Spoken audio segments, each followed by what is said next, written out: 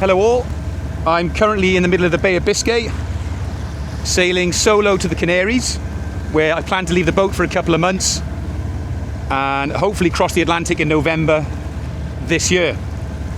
I thought I'd do a quick tour of the boat just to show you some of the modifications I've made to make things a bit easier for solo sailing. Starting at the back of the boat, I've got a self-steering wind vane. That's a sea feather. It's a brilliant bit of kit. That's like having 2 or 3 crew on board. I'm not using it at the moment because the engine's on, so I'm actually using the Raymarine ST2000 auto tiller. Unfortunately, the Raymarine uses electricity, whereas the Sea Feather doesn't use any electricity at all. We've got a Seago rescue system off the back of the boat. They've been brilliant. They've been a fantastic sponsor. They've kitted me out with the all singing, all dancing life jackets, a 4-man life raft should the worst happen, and lots of other bits as well. They've been great, so thank you very much. We've got an emergency pull down ladder, so if I was to fall overboard, then I can pull a bit of string, ladder comes down, I can get back on board. A Dyneema backstay which I changed last year. The outboard motor that goes on the back of my dinghy, which makes getting to and from land a bit easier. I've got Starlink Mini. That has been a game changer. That has been absolutely fantastic. Not once has the signal dropped. It's been spot on all the way from Southampton to the middle of the Bay of Biscay. It's allowed me to download latest weather forecasts, and also stay in contact with friends, family. I'm hoping to FaceTime my kids, George and Olive, at some point, because I am missing them like crazy.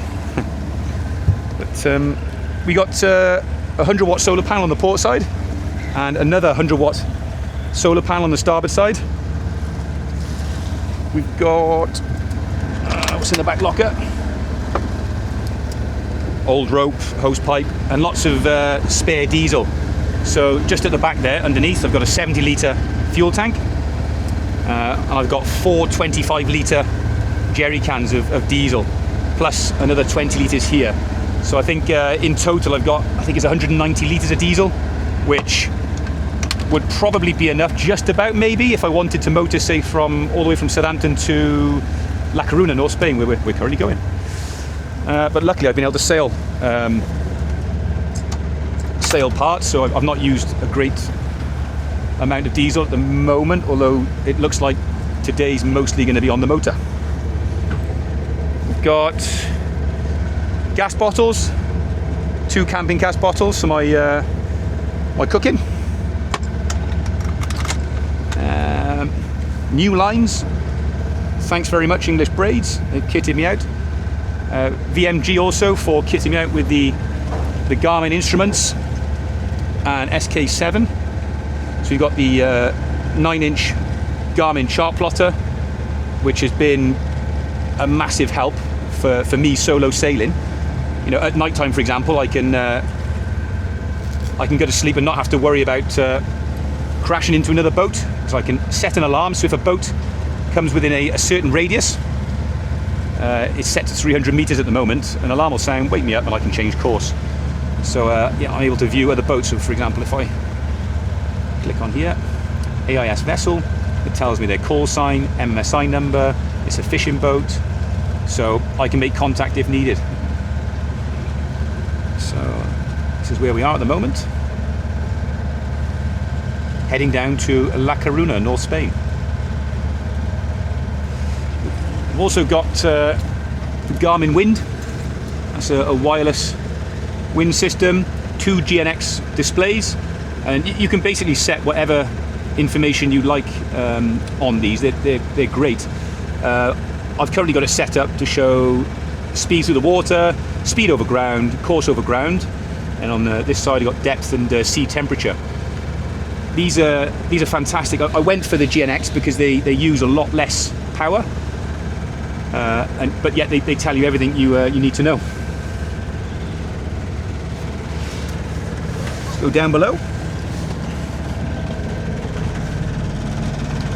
So starting in the galley, you got the cooker, the gimbal, which is currently locked off.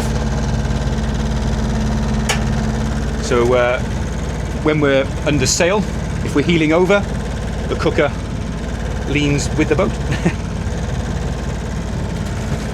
Sink to do the washing up. Currently loving the oat milk for the coffee. The diesel heater, which I don't use. Sound system, plates, bowls, an electric kettle. Now, if I was to lose all power on the boat, then I've got a 1 kilowatt Bluetti power station here that I can use as a backup. So I can still charge things like my phone, iPad, and potentially connect Starlink to it as well, if needed. So I can navigate using that. And I've also got, in addition to that, a Garmin Glow, which is a fantastic bit of kit. I used this all of last year to sail around the Channel Islands and the north coast of France, and that gives very accurate positioning using GNSS. So recommend one of those. They're really good. What else have we got? We got some bits in here, some coffee, some mugs, cutlery, all that jazz. And we've got some pans, pots, cereal. That's the bin. Got a cool box with some bits in, sweets. I've got a small fridge, 20-litre fridge. I've currently got some cheese, water, some meat, and obviously the important beers. So sitting at the chart table, got a VHF which receives AIS, so I can see other boats on that, as well as the chart plotter. Stereo, playing a bit of music. Barometer, it's quite important just to keep an eye on pressure. Helps indicate whether a storm is nearby. I've got a Victron system,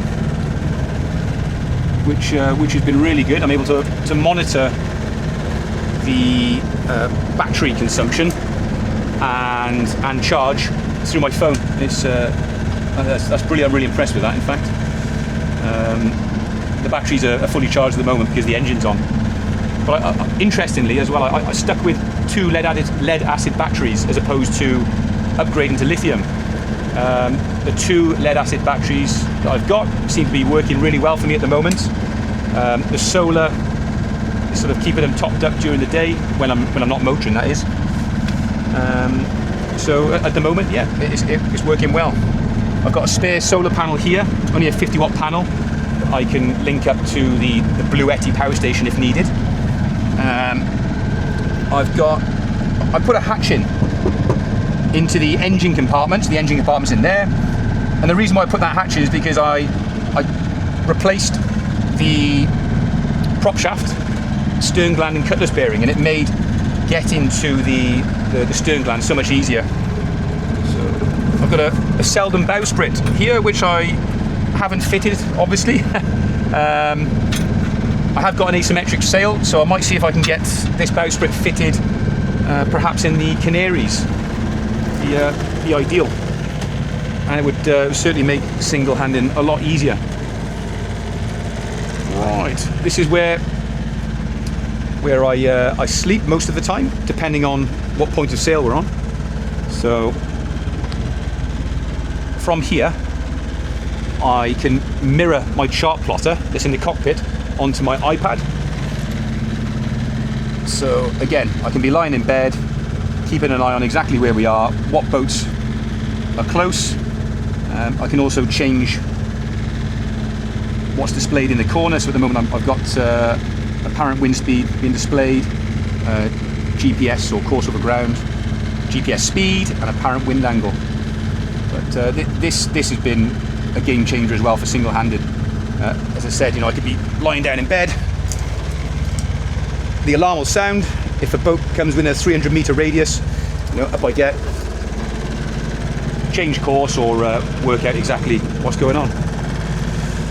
I've got a grab bag, so that is full of safety bits should the worst happen. I've got some water in there, PLB, food, clothes, torch, all the bits you'd expect to find within a grab bag. I've got some fantastic wet weather gear, some North Sail wet weather gear, courtesy of Monex Marine. So thank you very much, Monex Marine. I'm so pleased with that. It's absolutely brilliant. I've got a man overboard hoist from Seago. Brilliant bit of kit again. Thanks very much. So, for those of you that haven't been following along, I did a massive amount of work to the boat before setting sail. In fact, she's only been back in the water for a week. She was out the water for almost 3 months. I dropped the keel, dropped the rudder, dropped the mast, replaced all the keel bolts, had the keel sandblasted, epoxied, filled, faired, and copper coated. So I'll show you the work in the bilge. I work very closely with a company called Will It Built, and they were absolutely brilliant. They suggested even something I've never seen before, which I'm really impressed with. They suggested encapsulating the new nuts and threaded bar with wax. So I think it's a fantastic idea, in the hope that that will prevent corrosion. Okay. So on the underneath, she's like a new boat. You know, the rudder has also been Gel Shield 200 and copper coated. Interestingly, I anti-fouled the bottom of the boat white, so I went from a dark blue to white, which took 4 coats. But mainly because orcas supposedly attack darker colour boats, in particular boats with black anti-foul. So I thought, well, I don't fancy being attacked by an orca, so let's go white. Moving into the heads. So this is the toilet and the sink. There's no holding tank for the toilet, so all of the poo and the wee goes straight out into the sea. My toothbrush, other bits and bobs. Got just behind me here my wardrobe space. So just some coat, shirts, jumpers, pants, socks, t-shirts, shorts, and a couple of spare bits for the boats down there. Got a new fire extinguisher here. I've got another fire extinguisher just to the side of the chart table there, as well as a fire blanket. Moving into the V-berth, sorry. I've got my Seago dinghy, which I use to get to and from land. I've got an asymmetric spinnaker there. I've got, I think, underneath these cushions, I've got 2 symmetrical spinnakers, a number 3 jib and a number 1 genoa. I've got lots of water all the way around. So I'm drinking from bottled water. Although the boat has got 2 80-litre water tanks, I didn't want to risk drinking from them in case for whatever reason they became contaminated. So I use that water in the 2 80-litre tanks for washing up and different things. So all of my drinking water is out of bottles. So underneath we got some rope, bosun's chair, fenders, more water. We've got a flare kit just in case the worst is to happen. Shut that back up. So in terms of storage, we've got storage behind the back of these cushions where we've got some milk, and other food. What else have I got in there? An umbrella. I think I've got more this side. So you can see I've got all my tin food here. Tin veg, pasta sauce, tuna, Danish ham, pasta, rice, lots to choose from. Crisps. Oh, I've even got some sweets as well. Underneath here I've got more storage that I keep my tools in, which I've had to use a few times for different things so far. Oh yeah, this is also an interesting one. So this is what I use to shower with. So I hang it up in the cockpit. It's a 20-litre bag, and it's just enough to get clean, I suppose, and shower with. I've got 3 first aid kits. One really important one, a Seago Marine offshore first aid kit. A couple of books I'm reading there. This is really interesting, thank you Steve. I'm enjoying that so far. Have you got anything interesting with the chart table? Some bits and bobs, spares, passports, boat documentation that I'll need to provide when I eventually stop at La Coruna. So I'll need to check into the country. A few people have asked, what if I need to get to the bow of the boat and it's rough? Say for example I need to change a sail. Well, I've got these blue webbing straps here, which I can connect myself with using these lifelines, again kindly provided by Seago. So yeah, that's a quick tour of my Sigma 33. For those of you that don't know, I'm looking to raise money for Cancer Research UK and another charity called REST, Repatriation Services Trust. When I was diagnosed with cancer back in December, I set myself a challenge, and that was to cross the Atlantic solo. I didn't think it would happen so soon. I only finished chemotherapy in May, 3 months ago. I've set up as I said, a GoFundMe page, which I'll link into the description. So please, if you can like, share, comment, donate, it would be appreciated massively. So thanks very much. Cheers, guys.